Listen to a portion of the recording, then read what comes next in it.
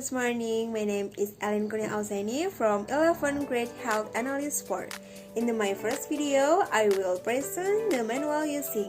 And for example, I take is how to use a hair dryer. There are 5 steps simple for using the hair dryer. First, before using the hair dryer, the hair must be in a half dry condition.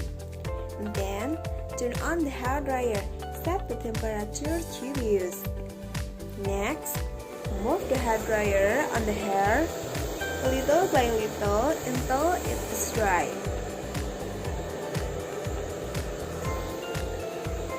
Pay attention to movement to make your hair look more volume and beautiful.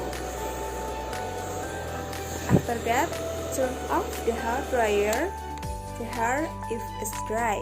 Finally, apply the vitamin or hair serum in the hair.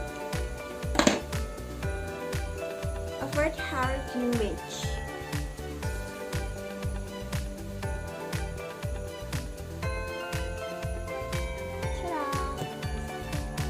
Thank you for watching my video and see you soon. I hope this helped you. Bye bye.